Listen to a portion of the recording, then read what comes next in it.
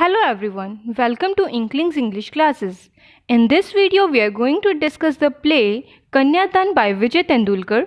So at first we are going to take a look at the major characters of the play, then we are going to discuss the detailed summary of the play, and finally we will discuss the themes of the play. So if you haven't yet subscribed our channel, do subscribe the channel and hit the bell icon so you never miss any update or notification. Kanyadan is a Marathi play by a leading Indian playwright Vijay Tendulkar, and it was translated into English by Gauri Ramnarayan. Kanyadan is the most controversial play of Vijay Tendulkar as it deals with extremely sensitive social and political issue, that is the conflict between the upper caste and Dalits. Vijay Tendulkar was awarded Saraswati Samman for this play. The play is divided into two parts. Before discussing the plot of the play, let's have a look at the major characters of the play. So our first character is नाथ देवालिकर. वह एक आदर्शवादी गांधी समर्थक और समाज सेवी होने के साथ साथ एक MLA भी है. सेवा देवालिकर. She is wife of नाथ देवालिकर. वह भी एक समाज सेविका है और वह औरतों के उत्थान के लिए काम करती है. Jyoti. She is Nath Devalikar's daughter. Jayaprakash. He is Nath Devalikar's son and both his children are also nurtured by his idealistic philosophy. Arun Athawale. यह एक दलित लड़का है जिससे ज्योति शादी करना चाहती है. So let's discuss the summary of the play. Play की ओपनिंग नाथ देवालिकर के घर में होती है, जहां नाथ देश की आज़ादी के बाद ट्रांसपोर्ट सिस्टम की आलोचना कर रहा होता है. नाथ देवालिकर ब्राह्मण फैमिली को बिलोंग करता है. वह गांधी जी की विचारधारा का समर्थक है और समाजसेवी भी है. इसके साथ साथ वह एक MLA भी है. प्ले की बिगनिंग से ही यह क्लियर हो जाता है कि नाथ बहुत ज़्यादा आइडियलिस्टिक है. उसके दोनों बच्चे भी उसकी आइडियलिस्टिक फ़िलॉसफी में पले बड़े हैं. उसकी फ़िलॉसफी वचन और कर्म दोनों से ही डेमोक्रेसी पर आधारित है. नाथ एक प्रोग्रेसिव व्यक्ति है. वह कास्ट सिस्टम मतलब जातिवाद से नफरत करता है और दलित वर्ग के लोगों की अपलिफ्टमेंट भाव उनके उत्थान के लिए भी कार्यरत है. वह इस सामाजिक बुराई को समाप्त करने के लिए एक्टिवली पार्टिसिपेट करता है. नाथ की पत्नी सेवा, जो कि एक समाज सेविका है, वह समाज में महिलाओं के उत्थान के लिए काम करती है.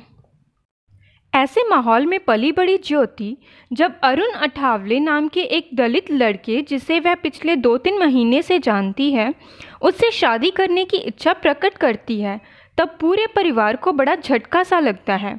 वे सब बड़े हैरान परेशान से हो जाते हैं. इस बात के बाद फैमिली 2 ग्रुप्स में डिवाइड हो जाती है. एक ग्रुप नाथ, जो कि अपनी बेटी की हेल्प से जात पात में फंसी सोसाइटी को बदलने का सपना देखता है, और दूसरी तरफ सेवा, जो कि औरतों के लिए काम करती है, उनकी प्रॉब्लम्स को समझती है. वह और उनका बेटा जयप्रकाश इस रिश्ते का विरोध करते हैं. जयप्रकाश कहता है कि यदि यह शादी होती है तो हम अपने रिश्तेदारों का सामना कैसे करेंगे. वे दोनों नहीं चाहते कि यह शादी हो. लेकिन नाथ ज्योति को इस शादी के लिए इसलिए एनकरेज करना चाहता है क्योंकि वह असल में दलित अपलिफ्टमेंट पे एक एक्सपेरिमेंट करना चाहता है. वह कास्ट सिस्टम को ख़त्म करना चाहता है.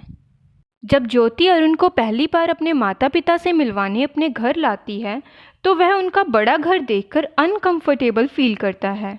जब ज्योति की मदर सेवा अरुण से पूछती है कि वह तो केवल BA पास है और उसके पास कोई जॉब भी नहीं है, तो वह कैसे ज्योति को खुश रख पाएगा, क्योंकि ज्योति को तो लग्जूरियस लाइफ जीने की आदत है.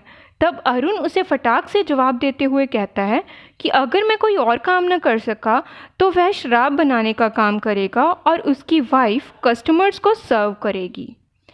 अरुण ने ऐसा सेवा और उसके कल्चर को चोट पहुंचाने के लिए कहा था.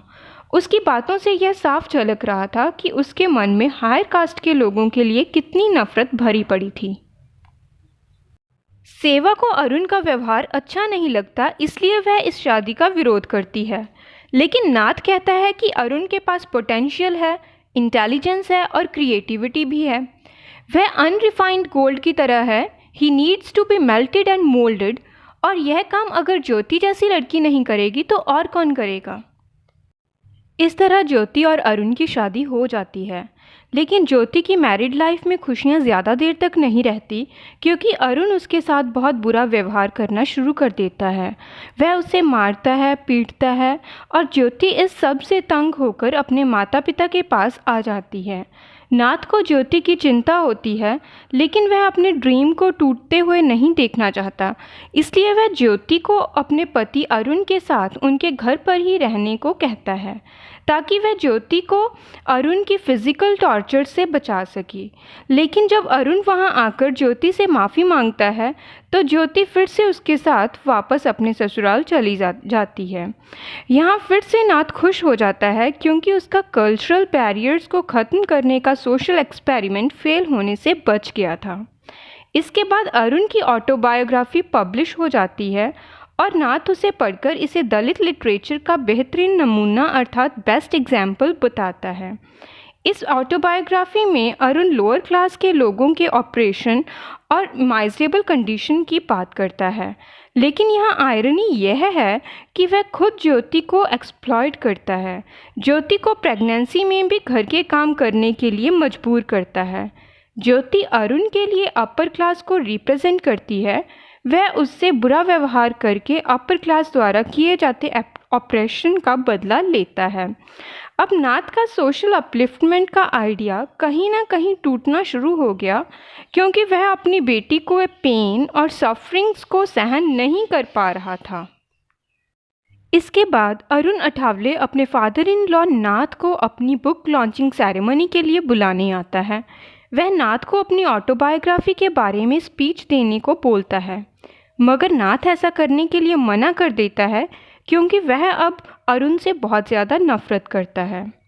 ज्योति की मदर सेवा नाथ को स्पीच देने के लिए मना लेती है, क्योंकि वह नहीं चाहती कि नाथ के स्पीच ना देने की वजह से ज्योति की लाइफ में कोई और परेशानी आए।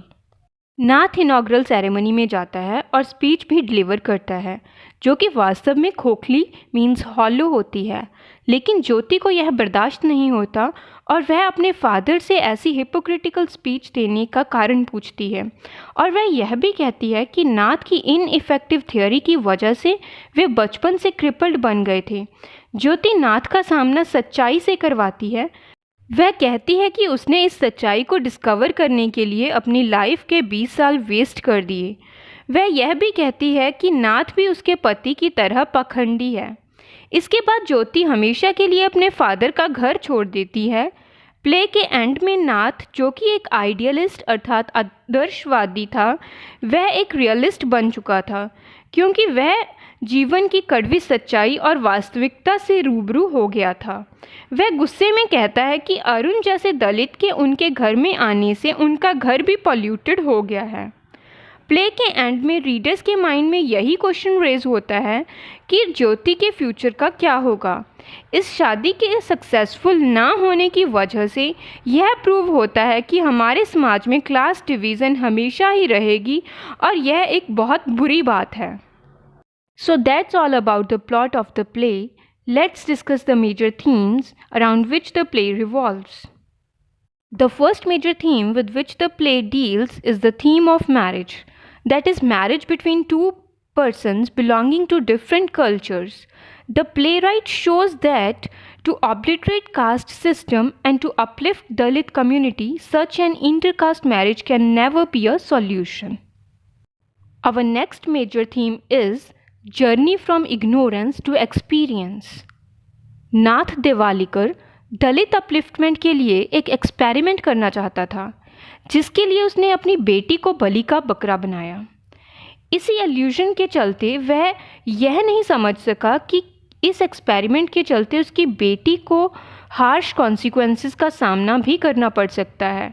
लेकिन जब प्ले में नाथ का प्रैक्टिकल रियलिटीज़ के साथ सामना होता है, उसे लाइफ का एक्सपीरियंस होता है, then he becomes a realist.